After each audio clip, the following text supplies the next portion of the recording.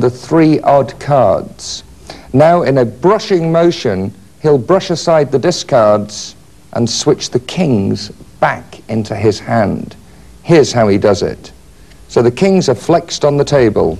The 3 odd cards in the hand are pulled down, and as he brushes across, these cards will ride up into his hand, here. And as he continues the brush, these 3 cards sweep away, leaving the kings in the hand. Let me do that one more time for you with these cards face up. It may make it easier to see. So there's the 3 kings. Here are the 3 odd cards, kicked down into the hand, the sweep like this, leaving the kings in the hand. Now for a 2-man partnership, here's how they'd use the brush. Player number 2, my partner, has 3 kings in his hand, and he signals to me. I signal back that I have 2 aces. Just as I go to change my 3 cards, this guy goes, "I'll have 3, please." And I say, "Do you mind? Keep hold of your cards till I've changed." And that's the point I switch his cards into my hand, and nobody can say a thing. The pot is brushed away into my pocket.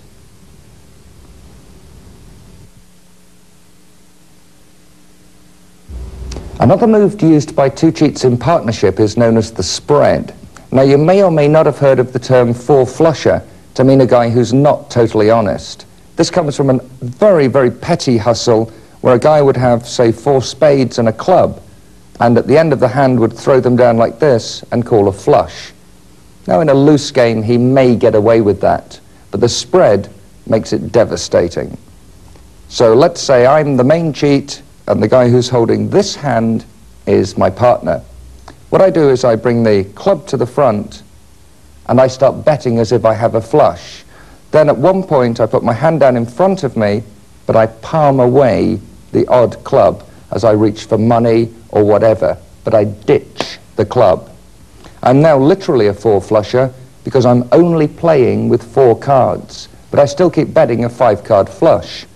As at one point I'll pick them up, do a bet, I'll flex the cards slightly upwards, so now they have a little bit of a bend in them.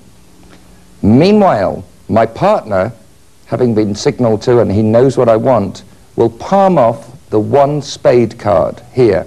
Now, it's not the same as a magician's palm. A magician tends to palm this way, a gambler tends to palm this way. It means his hand can be nice and flat on the table. The end of the hand is nigh. I throw down my 4 cards and call them as a flush. My partner, pretending to be annoyed that I haven't shown the hand properly, says, "Let's have a look," and spreads out a full 5-card flush. Now, what's important on technique for this is that the palmed card doesn't go on top. There's a 9 there. If he spreads this way, it's very obvious that an extra card has appeared. So what he does is this. As the hand comes in, he lets this card ride down and underneath the hand. So, with the card the wrong way up, as he comes in, he spreads so the card appears underneath the hand. So there you have the spread, a devastating poker move designed to take the money 5 out of 10 times, maybe 8 out of 10 times. And after all, that's what cheating's all about.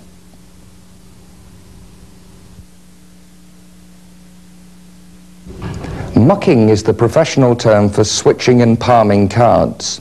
As an example, let's take this as a stud poker hand. It's pretty good as it stands with 2 face-up aces. Unfortunately, our ever so humble cheat only has the 4 of spades in the hole. However, sneakily and unbeknown to the other players, he also has the ace of spades palmed in his hand. He's now about to, in the process of turning this card face up, switch the ace of spades in. Here's how he does it. He comes over and switches the cards in one motion, leaving the bad card here and the good card here. Let's shift these out of the way so you can see how the switch works. As the hands come in, the fingers grip here and the cards slide together. He now lifts with his thumb, lifting away the bad card. The card slides in and lifts into a palm position, leaving the card switched. To make the actual turnover, he comes in, lifts, and at the point of doing the palm, turns the card between his fingers. So at some speed, this is what the switch looks like. Here's the ace, here's the bad card, the cheat's hand comes in and switches the card. Now exactly the same switch we've just used for one card can be used with two cards for a game of pontoon or blackjack in the pub. For example, the ace we've just switched in as one. Let's find a good card to go with it. King, blackjack, a great hand. But the hand you've been dealt is a 9 and 4, a 13, which is not the greatest of hands. So you have the two cards palmed here. Somebody says, what have you got in your hand? And as you turn the cards, you switch in the blackjack. Now this is exactly the same switch, but you just have to be tighter with your hands because you're now holding 4 cards and not just 2. So the good hand is here. The hand slides in. Again, the cards are going to go to this position as they slide in. Underneath, you then lift with your thumb, stealing the top 2 cards away, and as you do that, you turn these 2 cards over. It's the sort of thing that looks incredibly difficult to do, but actually when you try it, it's not that bad. So you're here, lift, and turn. Very exposed. Again, the move one last time in super fast motion, or super-ish fast motion. There's the good hand, there's the bad hand. Somebody says, what have you got? And you turn to show your blackjack while sneakily stealing away your somewhat sordid 13.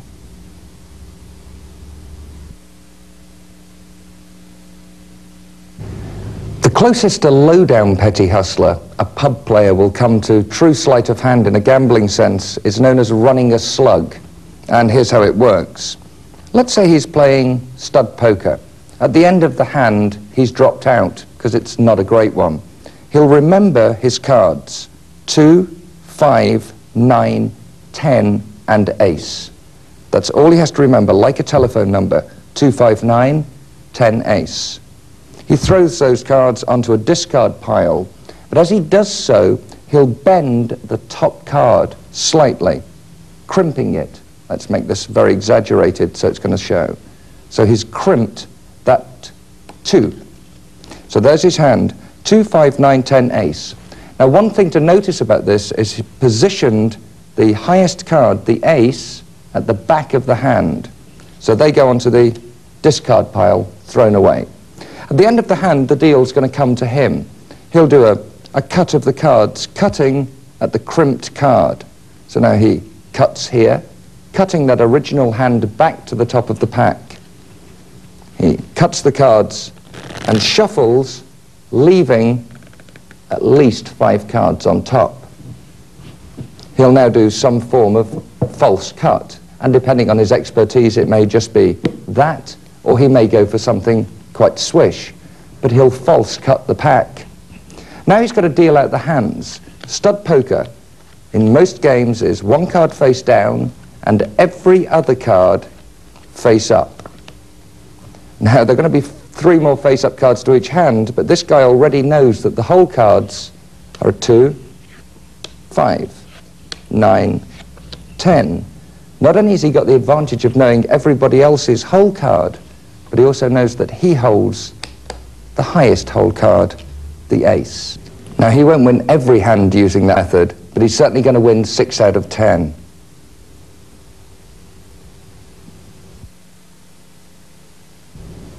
In most pub games of blackjack or pontoon, the dealer will place cards face up underneath the deck. It's known as burning up the cards. It means that at the end of a full deck deal, he can see exactly when the deck's gone, so they now know to shuffle again. However, this little system has given the gambler a tremendous edge.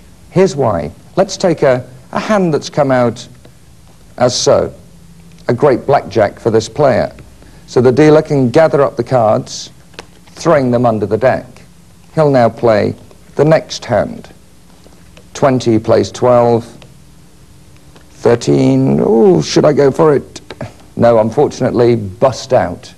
So the dealer gathers up these hands, squares the deck, and is now in a perfect winning position to put heavy money on this card. A 9 for you, an ace for me. 5 for you, and there's my royal pontoon, exactly as predicted. Now, how does the dealer do this? Well, it's very, very easy. He waits for a good hand to come out. For example, an ace and king split this way. So this guy has 15, this guy has 20, but what's very important is the cards face up under the deck. So assuming this is the end of the hand, the dealer will gather the cards in such a manner as to stack the pontoon for himself. They go under the deck. He then deals the next hand with no trickery at all. As he gathers these cards, this is when the sneakiness happens. He gathers them on the original top of the deck, one-handed. Squares the deck onto the table, then as his hands come back, the whole deck is turned.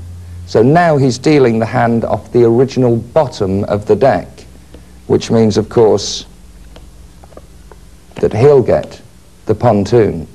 Now, if you think that's a very obvious ploy that nobody could get away with, that exact technique was used in Atlantic City casinos, where they still deal blackjack from the hand, to take $225,000 over a 3-day period. So don't say the easy stuff doesn't work. So there you have it. You now know some of the methods of both the amateur, semi-professional, and professional card cheats. But a couple of points to bear in mind. Firstly, if you knew nothing about this game before, remember I've taught you everything you know about it. But I haven't taught you everything I know about it. So next time you go into a pub and sit down and think, well, I may just try one of those moves, remember, it may be somebody like me sitting opposite you who knows an awful lot more. So you're just as well to do the moves for fun and to make your friends happy. And I must stress again, entertainment purposes only, because if you meet somebody like me, somebody behind me will be a 14-week Freddy, and they are going to be very violent if they catch you cheating. So bear in mind, card cheating tricks with magicians are for fun.